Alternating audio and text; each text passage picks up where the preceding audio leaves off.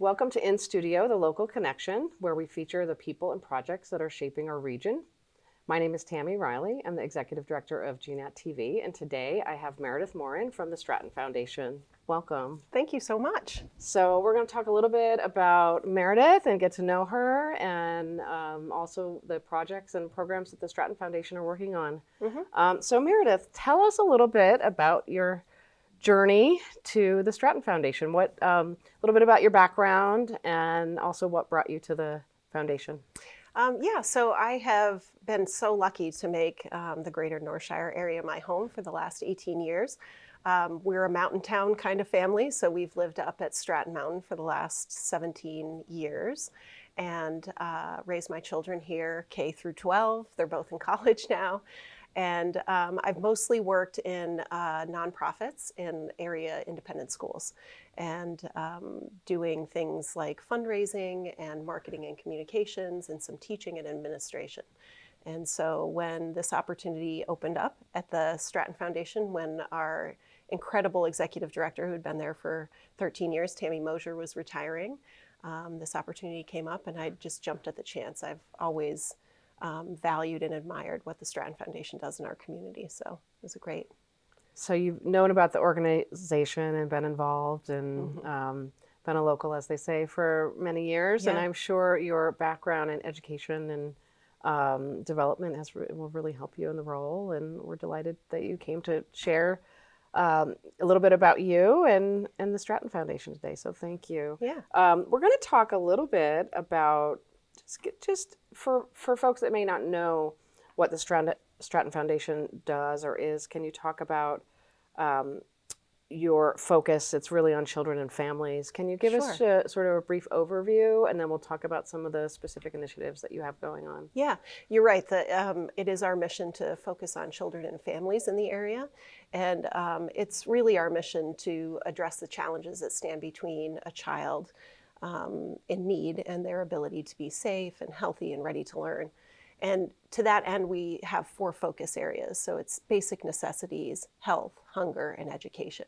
And the way that we look at that is we look at the way that children in need at the youngest level. So we focus on things like early literacy and access to food and diapers and things like that at the youngest ages, all the way up towards supporting educational scholarships, both college and trade scholarships. So sending kids on their way out into the world to be ready. I can attest, I've been following the Stratton Foundation for many years and the work that you all are doing, and it's an incredible part of our community and the work that you do for supporting children and families on those 4 pillars. Yeah. So tell me, let's dig it right into the trade scholarship. Yeah. Because that is a newer program? Newish. Newish. Okay. Yes. So we expanded our trade scholarship program. We've been very lucky for the last several years to have the support of a few key donors and the Brown Family Foundation that really wanted us to support kids' access to exploring the trades. So doing some exploratory kind of internships and things like that, which then evolved into a few key trade scholarships over the past few years. So this year, we had some really generous funding from a donor, and a couple other donors stepped forward to allow us to be able to formalize the program and offer just about a dozen trade scholarships this year. And what that is, what that looks like is anybody who is a graduating senior in our footprint area of about 20 towns can apply for a trade scholarship, and it's up to $3,000 a year for up to 2 years. And that's if they're entering a trade program, a certification program, if they need tools for an apprenticeship that they're doing. So we're really excited to offer that in a really formalized fashion. So I've been sending out the application to local high schools that we serve to get kids excited and applying. Yeah, so it's really interesting that you've set it. It sounds like you've set it up in a flexible way so that the funds can be used either for tuition or transportation or tools or whatever it is that they need most. Yeah, I think that when we were thinking about this, we were thinking, okay, there's a need in our area, and in fact in the United States. I think the Bureau of Labor Statistics I was looking says upwards of 400,000 jobs per year are available in the trades. And so we know that this is an area that needs to be filled. But beyond that, we also, at the Stratton Foundation, we're always trying to be really thoughtful in the way that we approach things and say, what is a barrier? What is going to be a barrier for somebody to access this? And so we are trying to be flexible in thinking about, it could be a certification program, an actual trade school, it could be the tools necessary to complete an apprenticeship. And we're just excited to see the applications come in. That's great. And so you're receiving some activity around it. And when we say trades, it's plumbing and electrical, and what else? Expand on what that could be. So there's a really great organization called Bring Back the Trades, and it's active throughout the country. And there's a chapter here in New England, and they have a great list on their site that we send our kids to as well, just saying explore. It can mean all of those things, and that's what I think of too when I think of the trades. I think of the people who are building the houses and making the infrastructure what it is, but it's also auto mechanics. It is a hairstylist. It is, all of these things that you might not think about, aeronautics, kind of mechanical sort of things. Mechanical engineering kind of stuff. Yeah. And, So it's really interesting. There's so much that is out there. And I think as we talk about what is available to students as they either leave high school or college, this is something that the need will always be there. We are always going to need electricians and plumbers and hairstylists and mechanics and things like that. So we're excited to expand that program. Yes, the AI will not get in the way of us needing working plumbing. Yeah, exactly. That's great. And so how, if someone wanted to get involved in supporting this or to learn more, what's the best way for them to learn more about it? Yeah, our website is the best place to go. It's strattonfoundation.org. We have a page that is devoted to college and trade scholarships. And it's important to note that our trade scholarship program was sort of founded on the really well-established college scholarship program that we've had for several years. So we have just about 70 active college scholarships at any given time. And those are 4-year scholarships at the same level, so $3,000 a year for 4 years for our college scholars.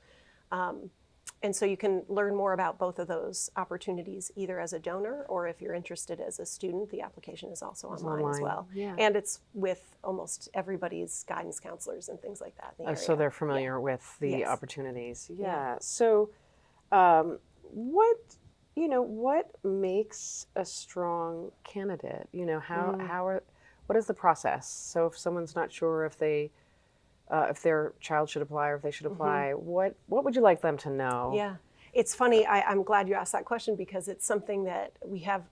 Our board is amazing, and we have a trade scholarship committee, and those are questions, the exact questions that we've been asking in those committees. Like, what is the eligibility criteria? It's obviously very different if you're applying for college, but just an interest in the trade that you're going into. You don't necessarily have to have experience in it. If you're applying for an electrical apprenticeship program, just why you might be interested in it. And we've offered the application. You can either do a video if that feels more comfortable to you, or just a very short essay about why you're interested in that, and financial needs. So the Stratton Foundation is built on addressing the needs of children. Right. So we want to make sure that we're helping students who need the help. Yeah. Yeah. Well, and I love that you're open. We're living in a multimedia world now. As you know, I'm a proponent of using media to communicate, but allowing folks to communicate in a way that's comfortable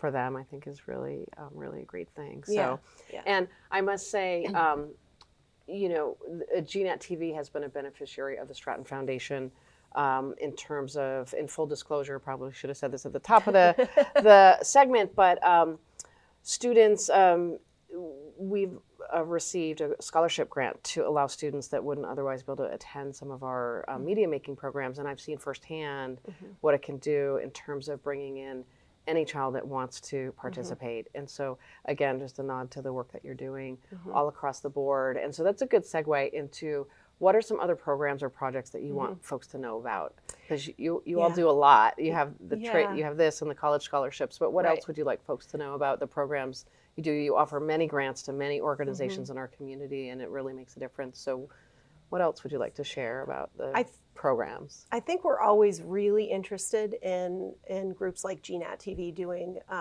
things that just introduce kids to something that could be a passion. So we have this one program that we run at BBA with a donor in our area. They're called the Zion Opportunity Scholarships, and they're for students in the BBA Success Program. And it's for exactly that. It's for kids who are wanting to explore a career. Maybe it's just an interest, maybe it could be a career. So we're supporting kids with purchasing camera equipment. We helped a kid who wanted to be a baker, and so get some equipment and some training in that. And it is really a passion of all of ours at the foundation. And I think this community too, you guys offer this programming because you want to support the next generation of kids getting interested in the work that you do. And I think collectively as a community, we do a really good job of listening to our students and saying, what is it that you want to know more about and how can we support you in doing that? And so I'm very proud of programs like the Zion Opportunity Scholarships and our trade scholarship program, our college scholarship program that looks at how do we do what we can as a community collectively to help kids meet the challenges of life ahead. So, yeah, absolutely. And then for organizations that may be interested in applying for grants that you have available, what information would you like them to know, or what's important? Yeah. So we support nonprofits, again, in our footprint in our community in those 20 area towns. We sort of serve this rural pocket that's between Bennington, Brattleboro, and Rutland. If you think about it that way, that's those 20 towns. And we support nonprofits who are doing programming in any of those areas of interest that I just talked about. So basic necessities, health, hunger, and education. And we have 3 granting cycles each year. So we had one in September, one in December, and then one in April. And we take applications during that time period, and our grants committee does a great job of reviewing those, looking at precedents, looking at the money that we have to offer in each area, and awarding that accordingly. So it's something that we were talking before we started about, we sort of share this belief in always doing better the next time you do something. So I give this board and committee and just all the people that I work with such praise for that we all sort of come at it. We're going to do our very best, and then we always know that we're going to try harder to do even better next time. So we're so excited whenever we get a new grant application, and we're also equally excited to serve and support tried and true nonprofits in our area, like the BBA Success Program. Yeah, and you have a robust grant program for all the community organizations in your footprint. Yeah. And I did take a look at that. Many organizations are benefiting from the work, and it's pretty impressive. Yeah. And it's a diverse set of organizations too. Yeah. So I think that's important for folks to know. So we're going to talk a little bit about your biggest fundraiser of the year that's coming up? Yes. And it's the 24 Hours of Stratton. Yes. So it's coming up in March. If you want to give us the dates and times and share a little bit about it. Sure. So March 14th and 15th this year is the 24 Hours of Stratton. This is our 14th annual 24 Hours of Stratton. And this event supports all of our Stratton Community Foundation programming. And it is our biggest fundraiser of the year. Last year, I think we had just over 750 participants. So wow. It was huge. I got to go and be a volunteer last year before I started working for the foundation. It was incredible to see just the excitement that's there. It's the only chance to ski Stratton throughout the night. So you can ski all night with your team of up to 15 people. There's tons of fun things to do other than alpine skiing. So you compete to get points for your team and how many runs you take and how much fundraising you do. But there's plenty of other things too. Like we have a DJ dance party, fireworks, all of that kind of stuff. And we've added something new this year. We were getting feedback from people who really wanted, say I'm a spouse or a friend who doesn't alpine ski, I want the opportunity to help my friend's team earn points. So we've added a cross-country skiing component. So we're going to be working out of, with our incredible partners at Stratton Resort at the Nordic Center to offer a couple of opportunities for Nordic skiing to earn points for your team. Oh, that's great. That would be me. Yes, I would be going downhill. But oh, that's fantastic. And it's so hearing the needs of the participants and really moving the event along in the way that it needs to grow to meet that. Yeah. Oh, wow. That's quite a showing. That is quite a showing. I think that was the biggest year that ever was. And we were just having a meeting about it this morning. And we are fortunate to have so many people come back year after year. And they're very competitive.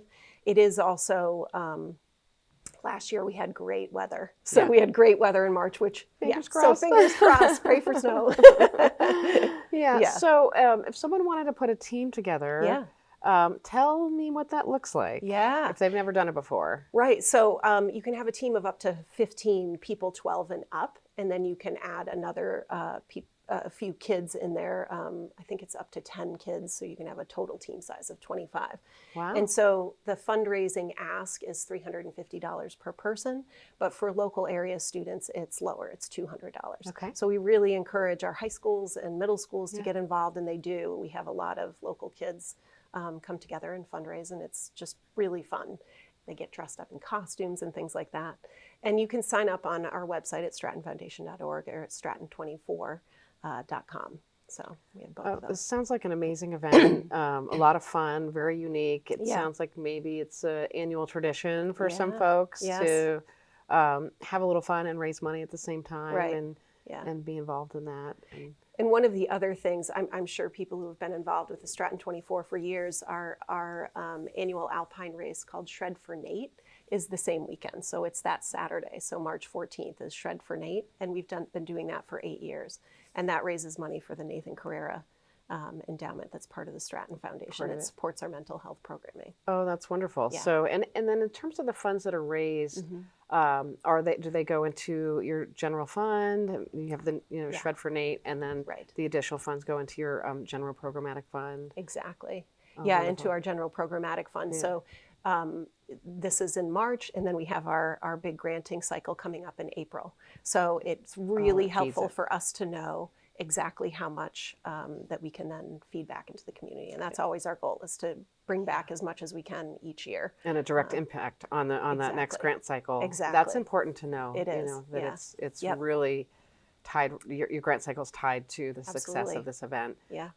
So if folks want to get involved, again, obviously go to your website. What is the deadline for registering? It changes a little bit. Is there one? Yeah. We do have people come up the day of who want to join a team or that just want to ski through the night and things like that. But we have a couple of incentives coming up. So if you sign up by the end of this week, your team, if you have at least 8 people on your team of 15 sign up by the end of this week, you can get a table in the base lodge, because as anybody knows who's come to the Stratton 24, everybody camps out in the base lodge, and it's really fun. So those tables are at a premium. So you get your own assigned table, you get a pizza, so late night snacks. And we have a couple other incentives coming up as well. So the sooner the better to sign up. The sooner the better. And you don't have to have your whole team ready, so you can sign up with your team of 8 and then just add people as they go. So. And now, are there opportunities, say someone wants to get involved, but they don't have 8 buddies that want to do it with them? Are there opportunities for individuals to ski and raise money? Of course.